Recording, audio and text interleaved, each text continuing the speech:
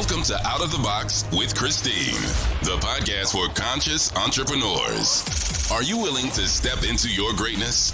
Are you ready to shine? Well, get ready, Truth Seeker. You're in for an amazing ride. And now, here's the host of the show, Christine Blosdale.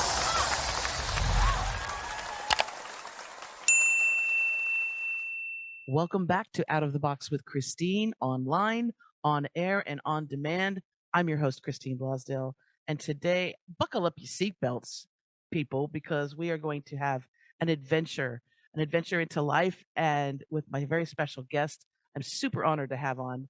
John Strelecky is the #1 bestselling inspirational author of The Cafe on the Edge of the World, a story about the meaning of life, and many other books.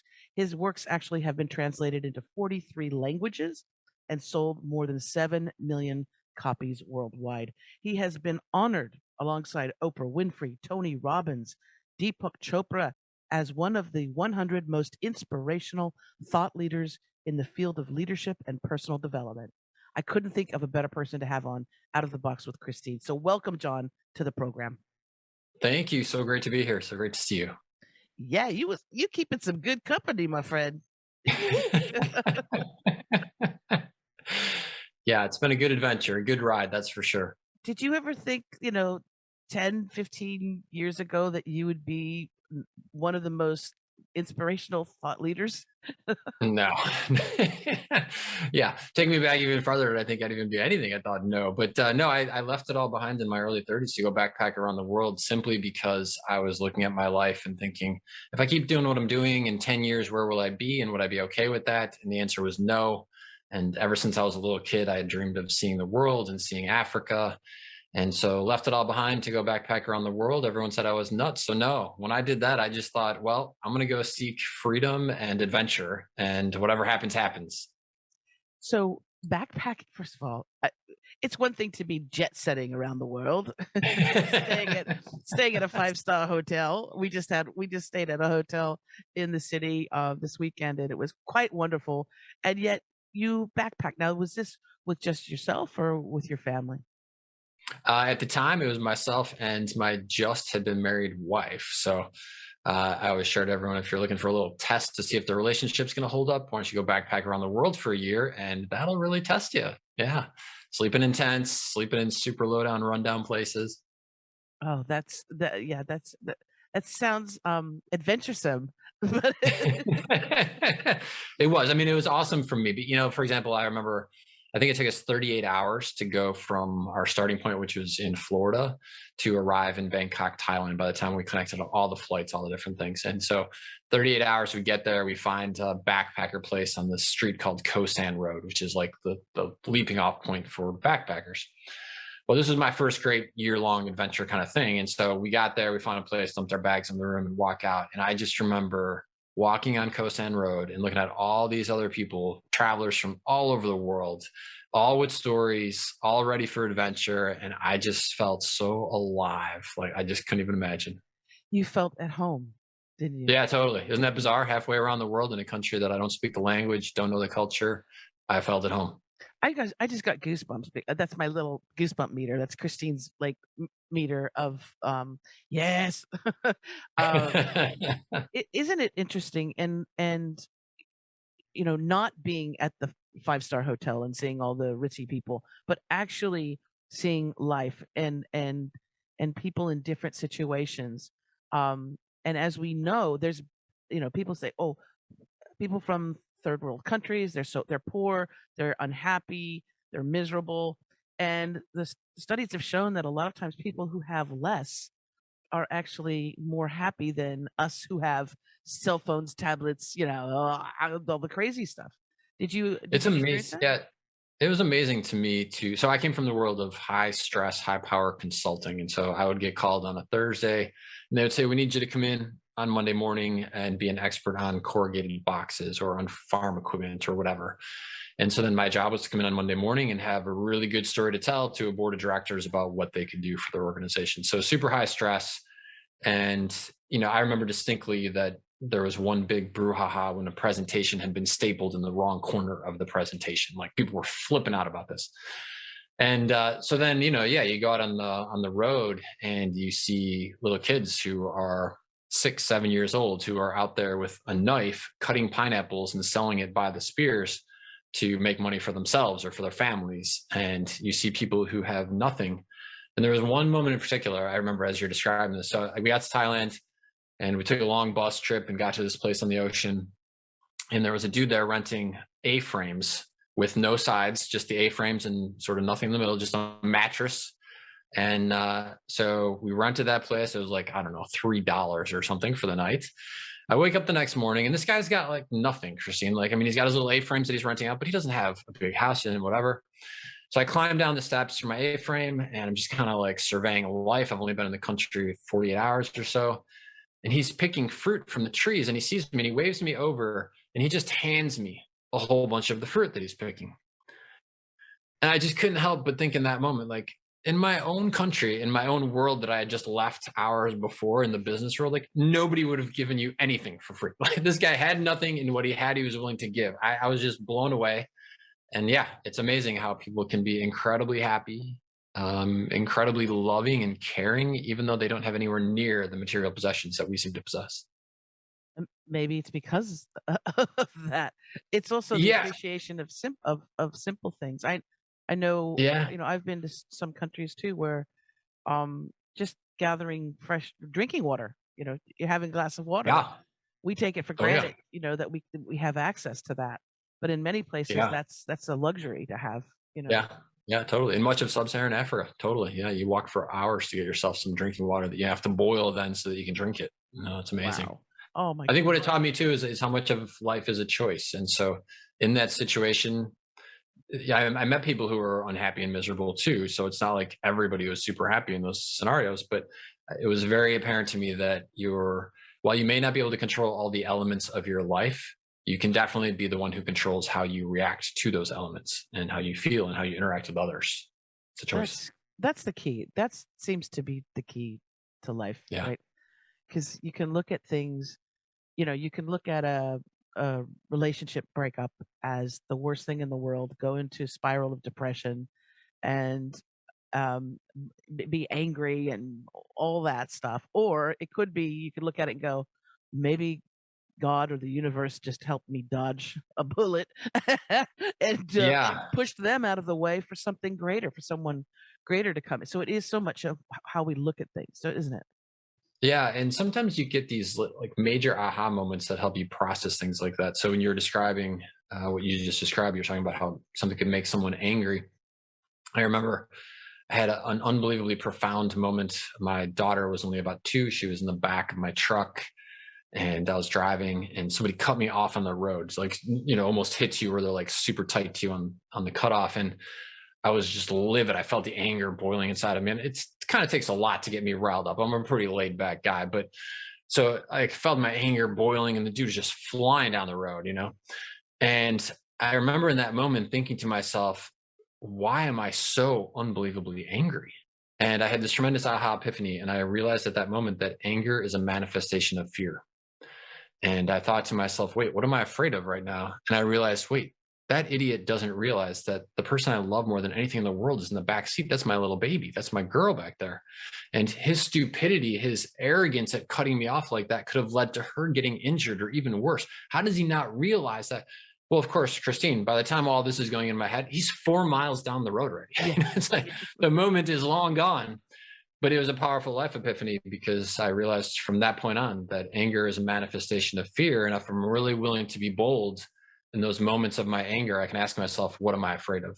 And I'm not saying I'm perfect at it. Sometimes I just want to be angry, but it is tremendously eye-opening when we can allow ourselves to use these types of tools to live the life that we want to live instead of just being controlled by the emotions. Well, it's being conscious. It's being conscious of our actions and our reactions. And I think it's okay. It's also okay to have those moments where you have that pity party, you have that moment where you might unleash a bit of anger to the world or to a particular person who can't hear you anyway because they're in a car Yeah. driving 8,000 miles an hour. I used to say that I forget who I was with. I was with someone who, oh my gosh, they would get really angry at drivers, all these expletives in the car and angry. And I said, you know what? They can't hear you. I can hear you. And Yeah. it's really obnoxious, but they can't hear you. Right. They Yeah, can't, they don't, exactly. they don't hear what you're saying. But yeah, Record it and we'll try and get their phone number. We'll text it to them later. Yeah. exactly. Now, in your book, the best-selling book, The Cafe on the Edge of the World, you ask there's some questions, and Yeah. these are, I think these are the big ones, right, in our life. Before that magic curtain draws at the end of our lives. These are some of the more important questions, and these are questions that you've asked yourself as well. Let's talk about these. The first one is, and this is, I think, something that trips a lot of people up and frustrates people because they don't know what the answer is and they want to have the answer because we like to have it in a box. The first one is, why are you here? Right? Yeah. Talk about that. Such a great question. Something that I remember thinking about when I was younger, and it was in the context of trying to figure out life. Even as a young kid, I just couldn't figure out what seemed to be insanity to me. Most people would go to school forever, and then they eventually would get a job that they didn't like, and then they would do that forever. And then finally at age 65, they would retire. And even as a kid, I just looked at that and thought, seriously, that's it? Like, that's what we're here for? And then as I grew older and was more entering into the world of that, I started working when I was about 12 years old to try and make money. And I remember asking that question of myself, like, why am I here? Like, what is the point of this game of life? And it took me a long time to kind of figure that out. And one of the big things I've realized over the years, as I do book signings and the rest of that, is when I was younger, I thought I was the only one asking these questions. I thought I was the only one struggling with this. And one of the most humbling and wonderful things that I get from readers is when they say, you helped me realize that I'm not alone. Because they also thought they were the only one wondering about these things. And we're not. It's not a typical part of the conversation, although it's becoming more so, I think, which is wonderful. Well, and I tend to also think, that question of, why am I here? I kind of think, like, you know what, maybe I don't need to necessarily know everything. Like, I don't need to know all the people that I touch. But I do know that I'm able to influence and impact people simply by the way that I behave in the world and that ripple effect. And Oh, yeah. even like I was saying, online, on air and on demand, this program is aired with beautiful guests, as such as yourself, is aired, of course, on all the podcast platforms, Spotify, Apple, all that great stuff. It's also on YouTube so that people who are visual can get this message and share it. It's Yeah. easy to share a YouTube video, but now it's also on radio. And so people who are driving in their cars who are asking these very same questions, right? And what I find is that when you're doing the work that you're passionate about, and John, you're passionate about what you do, helping others and traveling and experiencing life, but sharing those journeys with others to inspire them and maybe motivate them. Same here. When I'm doing something that I'm passionate about, I don't have to worry about who is going to be impacted by it, because the person who's supposed to hear the show, hear my guests, or see us, will see us or will Yeah. hear us. And there'll be people that I'll never ever meet. And it's probably the Yeah. same with you. People who are going to pick up your book, who are going to be so moved or listen to you, and you'll never meet them, but you've impacted their life in some way. And that is a life lived. I mean, I Totally. think that is something that's so important to think about as well. Yeah, totally. It's very easy in the world in which we live in. We were talking about LA before, and it's very easy to get caught up in the numbers. And so, oh, how many thousands of followers, millions of books, and it's very easy to get caught up in that. At the end of the day, in the eyes of the universe, I think if you help one person, it's the same as helping a million.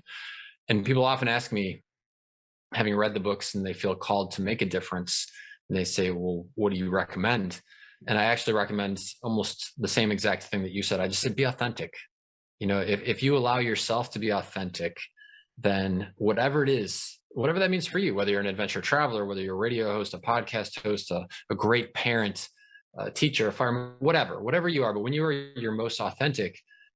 So what I've learned is that's really the key. If you allow yourself to be authentic, that other people will see you, and you may not even know that they see you, but by you being authentic, you enable them to be and inspire them to be authentic also. And that's really how we change the world. Yeah, and I'm gonna quote you on here too. We're gonna come. I want to come back to those questions because one of them I love. I'm Scorpio, so anything around death, I'm like, ugh. Okay. There's a quote. I love this too. You say, and this I believe so much. The more we believe in our own self-worth, the more we inspire others to believe in theirs. That's how we change the world. Yeah. Yeah. Self-worth. This is something that it trips up a lot of people, and Oh, yeah. especially young people. I find that, uh, and teenagers today and kids have gone through so much with COVID and stress and political and violence. Schools, hey, they got to worry about sometimes going to school. Bullies, all of that, and with social tech, with these things, a bully is, Yeah. it's a different thing than Everywhere, 24/7. Yep. yeah. So, can you talk about that quote? 'Cause I love that. Yeah, it's really something that hit me because I didn't have a lot of self-confidence when I was younger. I definitely didn't have a sense of who I was. I didn't feel I would make any contributions to the world, let alone survive my own existence. And so there came a moment when I realized that when we feel so bad about ourselves and we're so lost in our own place, that it's very typical and common then to judge other people. And it's entirely based on our own insecurities. But when we see them doing something well, we make up a story to justify why they have it so much easier than us, or we have it so much harder than them, or whatever. I'm sure I did it 1,000 different ways when I was struggling with this. And what I eventually realized, which is what's in that quote, is that when I start to embrace whatever is the genius within me, and we all have genius within us, when I start to embrace the genius that is within me and to accept me for who I am in my most authentic self, it's amazing how when I look at that other person, I see them for their most authentic self. And instead of criticizing it or judging it, I embrace it because I've learned to embrace that part of humanity. So it was life-changing for me when I came to that. Yeah. Well, and also, it helps that you've traveled so much too, and you've seen people from all different spectrums. Now, another big question that you speak about in the cafe on the edge of the world is, do you fear death? Yeah. And I'd love to have to get your spin on death, because I myself have had a near death experience, and I've experienced my own little close call, and I just want to know what your thoughts are on this topic. Well, I'll give you my 2 cents for it, and then I'd love to hear your story about it and what you feel, ways in which you feel it impacted you and continues to impact you. In the context of the story in the cafe world, what John learns when he's there is that people don't fear dying. What they fear is getting to the end of their life and realizing that they haven't really lived. And, there's really nothing more tragic, I think, than getting to the end and looking back and saying, wow, I really wish I would have. I knew that I could have. I had it in me, but I just didn't. And I think that would be really tragic. So that to me is the really great fear associated with death. I've had 2 close calls myself, and the last one was about 1/100th of a second away from ending my time on the planet. And so, yeah, they shake you up a bit and they help you remember just how precious this gift is, for sure. So I'd love to hear about yours and what your takeaways were and how it impacts you. Yeah, you know what? Actually, it was very interesting because I was in Costa Rica at the time, and it was almost as if I was mm, given the opportunity to say, "By the way, you're going to die now." Wow. um, And, are you okay with this? And what it is that time for me at that moment, and I'm sure other people have different experiences, but for me, time slowed down, like something that was probably, a couple seconds, literally just slowed way down and in Wow. slow mo, to the point of, because I was in the ocean, and I was boogie boarding for like the first time, and there was a massive set of waves coming in, and my boogie board. I remember this so vividly, of the board being picked up, and I'm sort of underneath the wave as it's lifting up, and I'm looking up at the board, and I could just see drops of water just come off the board and just drip right onto my forehead, like bloop.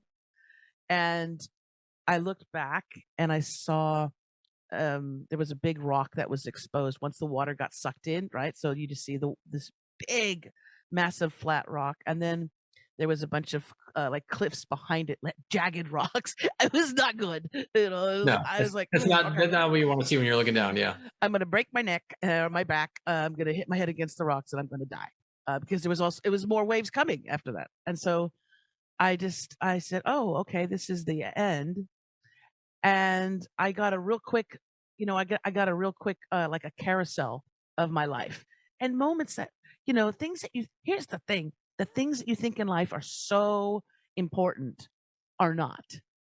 The things that flash through when you're in those final moments, they're little things. They're little moments. They're little things that you know, you wouldn't think were big, but they are important in your life. Yeah. So those things kind of flashed by, and then I got to see um, my mom react to my death. She actually, in this scenario, witnessed it as the news. So she didn't Oh even hear wow. from anybody. She saw it in the news that this, stupid American who should not be in a big wave thing like that. Um, and so I said, oh, no, no, no, no, no, no, that no. And the voice or the thing said, are you sure you sure you don't want to? I was like, no, no, no, I don't think that would be good for her. But at the moment when I was given the option, when I was asked, are you ready? I looked around, and I was connected to everything, John. Wow. In that moment, you know how they say, and it sounds like a bumper sticker, we're all one, one world, we're all one, one universe, all that stuff. You're like, yeah, yeah, yeah. Because you don't feel like that. But at that moment, I was connected to everything. And I mean everything, the birds, the water, the rock, the universe, people that I couldn't even see, but I felt that I was connected with them. And it was the most beautiful feeling. So I was ready. I was actually, you know what? This is paradise. I feel really great. Sure. And then I got to see what would happen as a result of my death. Amazing. And I was like, my mom can't handle that. Nope. And then magically, the law of physics and everything just go out the window when you have those moments. I've heard of people in near death experiences in cars where they should have been dead. Right. And somebody comes and plucks them out at the last minute, and then they're gone, like the angel thing. Whoop. And that's how it was for me. I was upside down on a giant wave, and it was like somebody had picked up a cat from the back of the neck and put me on on the top and said, okay, you've chosen, now you've got to fight for it. And man, I my board was being sucked in by the water, and I was just like, I want to live, I want to live. And so it was just a moment where, also, when you have a near death experience, it changes you. It Yeah. it changes you. I'm not afraid of dying because it's the most beautiful experience.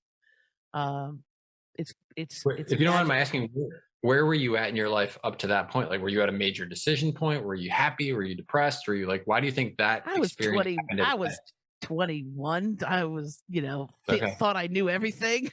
Thought that I could surf a big wave. Why not? Yeah, no, it was a moment that, um, it changed me. It was like, before, like BC, before Christ, Right. before the near You were death, and BW then before the wave and after the wave. Yeah. and after. Yeah. And it was just like I said, um so beautiful.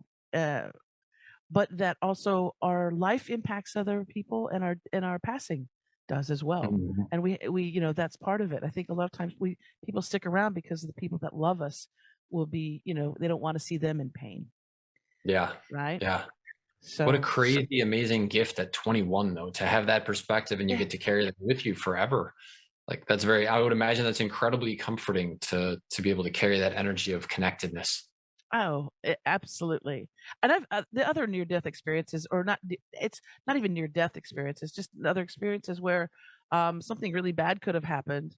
I don't know if you've had this on your travels at all, but sometimes I'll have that voice. It'll Yeah. be Oh yeah. some voice, and you try to go through an intersection in your car. And I heard that voice when I was in college. I remember it was like in my right ear, and it was stop. And I was like, I looked left, I looked right, I didn't see any cars. I was like, what are you talking about? And it was like, stop. So I stopped, and a car flew through the intersection. Like it was like a spaceship. I don't know where it came from.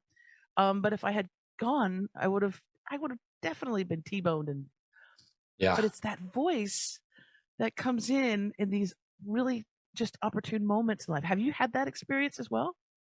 I've had some really interesting ones in that regard. I'll tell you one about gratitude that I had like that. I was driving in my car. I'd had a tough day. Well, tough day in quotes. I was working on some contract that didn't come through. Somebody didn't do their part of a job that was supposed to be done, and I was frustrated and angry. And driving my car, and I'm pulling up to the entrance ramp to the highway close to where I live, and I'm in the midst of my personal pity party and frustrated and the rest of that. And I see a guy walking down the entrance ramp to the highway. Now, where I live, there's really nowhere that you could come from to be walking that way. I mean, you literally would be walking on the highway for miles to get up to that point to walk down it.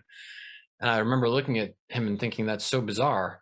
And then I looked closer as he got closer to me, and he had one arm, only one arm.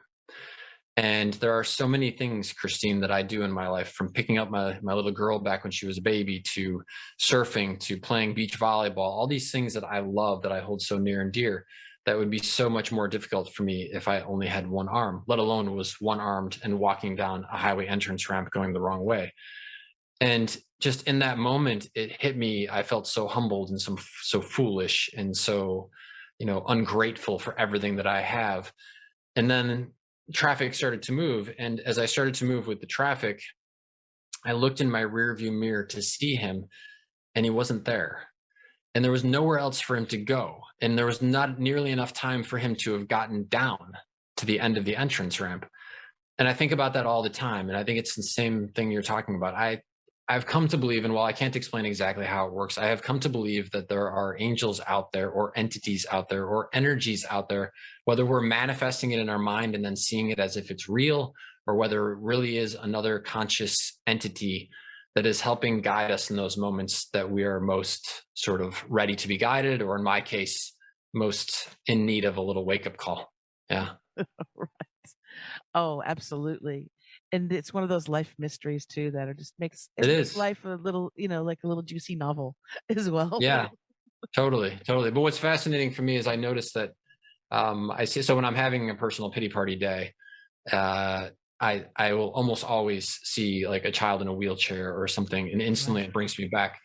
And what I'm embarrassed about in those moments is like, what if that life form, what if that entity exists in that moment all those years? Like say it's an 8-year-old kid, and they existed all those years in that 8-year-old body for that moment to remind me of how lucky I am and how grateful I am. Like that is an angel. That is like, to have gone through that sacrifice for me to remember. That's unbelievable. And so yeah, it's incredibly humbling, and I try and take those moments to heart and be as grateful as possible and helpful. Oh, that's beautiful. Oh my gosh, you're a beautiful human being. Um, let's talk about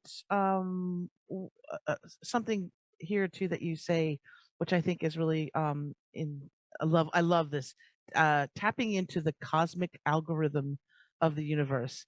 Yeah. Algorithms. I'm very aware of algorithms because I'm on TikTok and Instagram, I'm trying to Right. understand the algorithm of social media, but the cosmic algorithm of the universe. Talk about that if you don't mind. It ties into what we've been discussing actually, in that as I've been on the planet for as many decades as I have, and I'm curious beyond words about why are we here? How does this whole game work? What is the point of all this? What's underlying all of it? I'm firmly convinced that there is far more to the experience than what we can see. And I'll give you an example of it as it relates to the cosmic algorithm.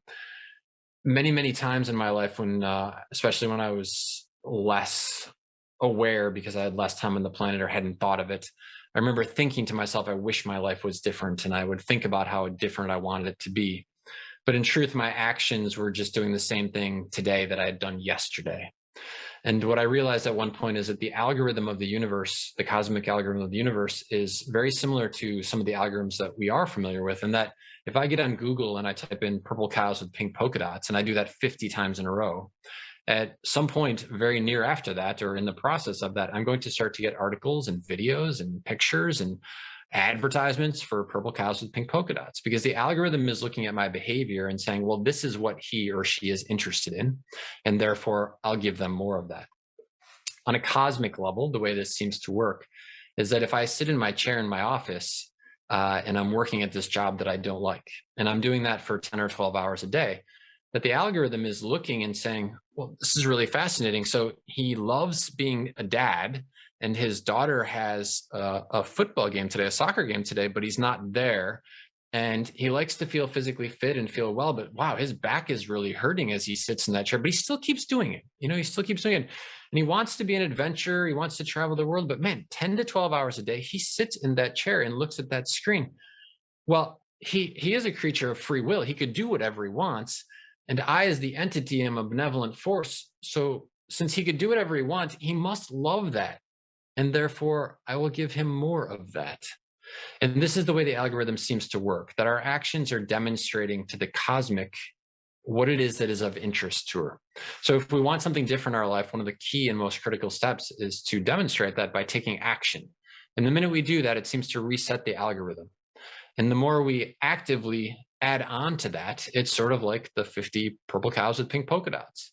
And so if I say I want to be an adventure traveler and go see the Great Barrier Reef, the more time I'm actively working towards that in my actions, certainly in my thoughts too, but especially in my actions, the algorithm seems to activate to support that. And that's when you have the crazy random coincidental conversation with a person in the coffee shop who sees you looking at a picture of a book and is like, hey, you going to Australia? You're going to drive the Great Barrier Reef? Like, I got family who lives. I mean, these are the moments that only seem to happen when you're tapping into the algorithm in the right way. Absolutely. Absolutely. It is. I mean, in your life, what you told me offline about you going to Australia, like, it was like the perfect algorithm. No, but what? I equate it to the universe, God, love, whatever you want to call it, is like being a waitress, like you're at a cafe or you're at a diner, and the waitress is sitting there going, "What do you want?" Like, okay, what do you want? And you're looking. I'll bring you whatever you want. You just gotta tell me. And you're looking at the menu, and you're like, "Oh, I hate cheeseburgers. I hate this. I hate that." Da, da, da. And the waitress is like, "Okay, what is it that you want?" They're ready to take your order, and we don't realize how golden that opportunity is, because a lot of times we see the negative, right? We speak it out as well, and especially and men probably have a different voice or that repeated mantra that they have, but a lot of women, it's like, I'm old, I'm fat, I'm ugly, I'm this, I'm that. And that is being sent out into the universe repeatedly. And it's like, you got to be a little bit cautious of what you put out in the universe, because it does come back. And be specific too. That's the other thing. Be specific, because I said I want the perfect person in my life, and they're going to be funny, and they're going to be beautiful, and they're going to, and my wife popped up in my life, but I didn't realize she was be 7,000 miles away. So that was a bit of a journey, but I'm just glad that the waitress of life listened to me. I love that analogy. And, one of the reasons I love that is, well, obviously, because I wrote a book called The Cafe on the Edge of the World, and the most important character is the waitress in that book. And So I love it from that perspective too, but I also love it from what you're just saying. There's that moment where you're like, I don't know. The waitress would be like, I'll give you a few minutes. You let me know when you're ready. And so that's sort of the way the algorithm is working too, that if I'm just circling around, bouncing back uncertain, the algorithm doesn't know what to do for me. And so it just sort of says, well, you let me know when you're ready. And then the minute you say you're ready and you draw the line in the sand and you start taking action in that regard, it's like all the uncertainty becomes propellant to move you in the direction that you want to go. And you said the key thing, action. Yeah. It's not just enough to have a vision board. It's not just enough No. to say, oh, I really want to. I've learned the lesson too about wanting. The thing of wanting something that creates more wanting, because it's an action verb. I don't know what it is, but it's something that instead of that, I tend to try and imagine as if it's already happened, and be grateful for the thing that's already happened, if that makes sense. It's a little mind trick, but I find that it works a miracle. There's a lot of great things that happen from it. Yeah, totally. You had mentioned the word mantra a couple seconds ago. And so I will give everyone who's listening a tip that I've discovered about using these moments of downtime, because I used to have the same kind of thing. Maybe it's not the exact same thoughts or the same words, but I'll tell you what I did have. And I've shared this with audiences before, and I noticed that there's a lot of nodding heads. So I think I'm not the only person who's dealt with this. I would literally, Christine, be sitting in my truck at a stoplight, and my mind would drift, and it would always drift back to this conversation or some conversation from 20 years ago when it didn't go well. I didn't do my part of it well. And so for some reason, I'd be sitting in my truck and I would be perfecting my side of the conversation from 20 years ago. And trying to get it absolutely perfect and say something super pithy and like I got exactly what I needed out of that, whatever. But so finally one day I was sitting in my truck at the stoplight and realized that I was doing this, and I thought to myself, wow, this is like such a colossal waste of minutes of my life. And I asked myself the question, what would be better? Because I'd been doing this for a long time. And I came up with the idea that in those moments of downtime, I would use a mantra. And so it's not exactly an action step, because I love the action steps, but I'll tell you what, it's a heck of a lot better than what I was doing. And so what I did is I said, well, I'm going to come up with 5 things that I want my life to be. And to use your suggestion, I did. I said them as if they were actually true. So for example, if it was, you want to be an adventure traveler, you would say as your mantra, I am an adventure traveler. I see the world. And so my goal was that in my moments of downtime, I would go through each of my 5 ones 5 times. Well, that's a great plan, except when you have decades of old brain behavior. This is what it looked like in reality. I pull up to the stoplight, and I couldn't remember them, so I had to write them down on a card. So I have my little card in the front of the truck. I pull up to the stoplight. I look at the first one, Christine. I start saying it. Oh my God. I'm like 10 seconds into it, and my mind is off in la la land, drifting back to this. It took me about 90 days. But at the end of about 90 days, I got to the point where the minute I would have a moment of downtime, my mind would default to my mantra. And this proved so unbelievably effective at bringing my life in the directions that I wanted to go, that I then added it to my morning and my night routine. So the first thing when I wake up in the morning, last thing before I go to bed, and any moment of downtime. Oh, I love that story. I love that. That is absolutely powerful. And isn't it funny, our little brain, our little thoughts. I forget where I had heard it, but I just thought it was so brilliant, because our thoughts are not us. Our thoughts are, obviously they're things that come in, and we can fixate on them and spiral into a world of despair, or just trip up ourselves. Or someone had told me once too to think of thoughts as if you're looking up into the sky, it's a beautiful, sun-filled day, as a flock of birds. And and they're not always right there in front of your eyes. The flock of birds come into your peripheral, right? They come in and they fly by, and you can see them, and then they go away. Yeah. And to think about how our thoughts, we can look at them like some birds flying by, and then going out of our periphery, going out of our vision. That's a way to also help us with our thoughts. I just thought that. I wish I knew who that was, because I would quote them. But anyway, John, I have loved. Oh, go ahead. I was just going to say, one of the wonderful things about this, though, is the way that you can use it to your advantage, this idea of connecting with your thoughts. And so in the writing process now, when I write a book, when it comes to me that it's time to write, I will literally say, I will draw the line in the sand and I'd say, I'm going to write. And then for 2 months or so, I will gather my thoughts and just capture them. And so much like the flock of birds you're talking about, I'll literally be sitting in the middle doing something. All of a sudden, this great idea for a piece of the story comes to me. And so I think it's a question of how do I optimize the flocks so that I'm getting the ones that are most relevant to the life that I want to live and the contributions that I want to make. Oh, yes. Yeah. Let's focus on the good flock. Let's go. Right? John, it has been an absolute pleasure having you on the show. And I want to let our listeners know that they can get your book, The Cafe on the Edge of the World, A Story About the Meaning of Life. I will have a link in the show notes, and they can find it at all the places that you find books. And for more information, also, if you want to visit John's website, it's johnstrelecky.com. That's johnstrelecky.com. I'll have a link in the show notes as well to that. Check it out. He's got so many amazing books too. We were just talking a little bit about The Cafe on the Edge of the World, but The Big Five for Life. What do we got? The Return to the Y Cafe, What I've Learned, all these books. John they keep pouring out of him. So do check out his website and get a hold of one of his books. You'll love it. And I want to thank you, wonderful listeners, for tuning in again. If you want more information about this podcast, you can go to outoftheboxwithchristine.com. And if you want more information about me or my coaching services, you can go to christineblasdale.com. Remember, this show is on air, online, and on demand at all your major podcast platforms, YouTube, and Pacifica Radio now. So thank you so much again for listening. And until next time, as I always say, remember to think outside that damn box. Bye for now.